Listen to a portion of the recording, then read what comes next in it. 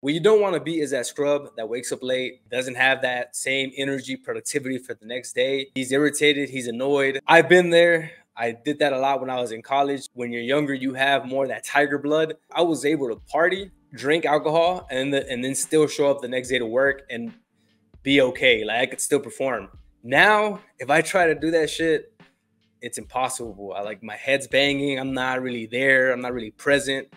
And I know that the quality of my work suffers. Sleep and recovery is very important for productivity, because if you get that sleep and recovery, you're going to feel a lot better the next day. You're going to perform better. You're going to be more present in the work that you're doing. The quality of your work is going to be a lot better.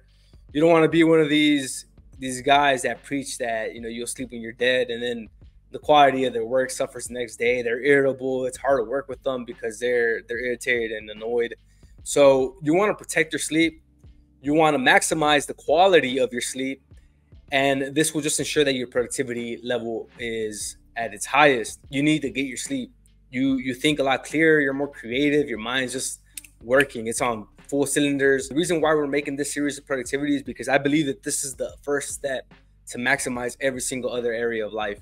If you want to make more money, if you want to excel in your career, if you want to get better with girls, your productivity has to be on point, because by proxy, if you are more productive, you're going to make more money, so you can invest more into yourself, into your clothing, into going out on dates with girls. You're going to have a lot more opportunities when your productivity is operating at full cylinders. So let's go ahead and pull up the whiteboard. So the first thing for sleep and recovery is to wake up early. We talked about this in a previous video. I'll link it in the description. There, I talk about the importance of waking up early and why it's a game changer. It's a competitive advantage. It's going to get you ahead of your competition. But most importantly, your productivity is going to be at higher levels, because you'll be able to get a lot more work done in those early morning hours with uninterrupted deep work. The next thing here is to train hard. So let's put that first one there. Wake up early. Get into the habit of training your circadian rhythm to wake up early. And this might take a week or two. It's not going to happen off the bat. You have to kind of program and train yourself to be able to do this. But, with enough time and, deliberate effort, you'll be able to wake up early and keep that routine going. The second thing here is to train hard. So training hard, it's just going to help you sleep better. If you lift heavy weights, you're going to feel tired and you're going to be ready to go to sleep. We're going to cover this a lot more in detail in upcoming videos, but training hard is very important, because it's going to make sure that you stay on that routine. Number 3 would be to cut caffeine at noon. A lot of people struggle with falling asleep earlier because your caffeine intake is too high. And for me, this has blindsided me a bit, because I really enjoy coffee, especially in the morning, especially right now that I'm in Colombia. We got some of the best coffee here. If you drink too much caffeine, it's going to be very difficult to sleep at night. So one way to do that is to reduce your caffeine level, your intake. Before, I was drinking 3 to 4 cups of coffee throughout my day. And I think that was too much, because I was noticing that it was making me over anxious. And also it wasn't allowing me to go to sleep at the time that I wanted to. So 1 or 2 cups and stop at noon.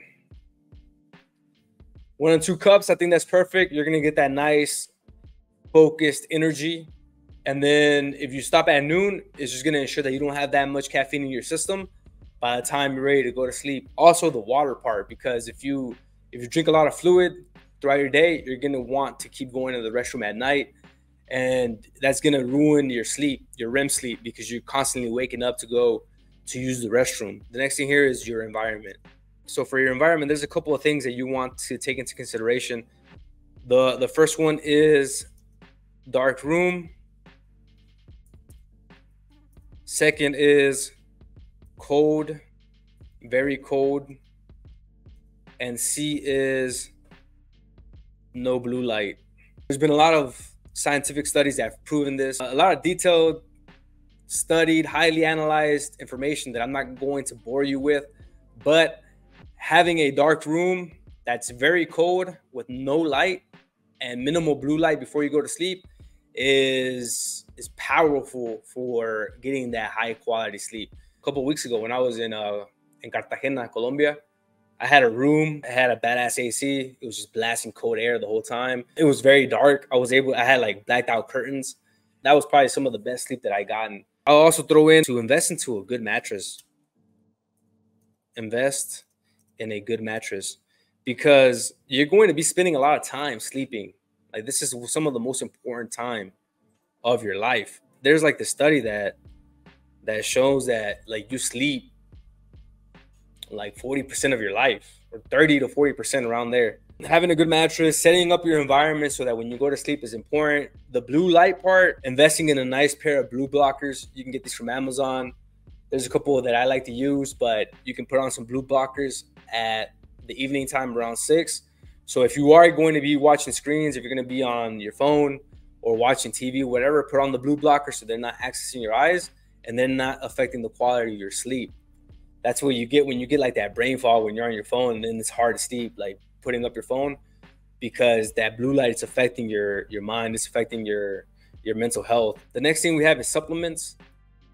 So for supplements, I think the most important part is just to make sure that you're getting a whole balanced diet. You're not missing out on your fats, on your carbs, on your protein. I made a video about this as well on the diet part and fasting. I'll link it in the description below.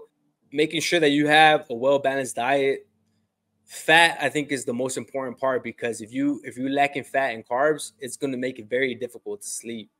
Don't miss any of your macros, because it will affect the way that you sleep. When you're trying to fast, or maybe you're trying to do like a 3-day fast, and that night it makes it very difficult to sleep, because your body does respond better as far as sleep when you have something in your system, carbs and fats especially. Don't miss your macros. The next thing is vitamin D. Getting that sunlight. Go take off, get that sunlight in the morning, walk out again, maybe like in the afternoon, get some more sun. Yeah, don't overdo it here. It can hurt your skin. It can hurt your facial hair, your hair. So be careful with the sun, because the sun is lethal, man. Like the sun, you got to respect the sun. If you can't get vitamin D wherever you're located, you can also supplement with vitamin D. That's another alternative. Finally, just the requirements for good sleep. Good sleep, it's recommended to get 7 to 8 hours of solid sleep. This is like the sweet spot when you get that 7 to 8 hours of REM sleep. So again, to protect the REM sleep, don't drink too much. Don't drink much fluids before bedtime. Watch the blue light that we talked about here, number 4. Have a dark room, very cold. Turn off your distractions, your notifications on your phone. Make sure that you're not getting any stimulus while you're going to sleep. That's just going to make sure that you protect those 7 to 8 hours of REM sleep. This is your time, man. This is your recovery. Don't let anyone take away from your time. Don't be interrupted. You're at home, you're resting, you're recuperating for the next day. I used to have that very like ambitious mindset where I was like, you know what? I'll sleep when I'm dead. I don't really need recovery. Like, I'm just going to go hard.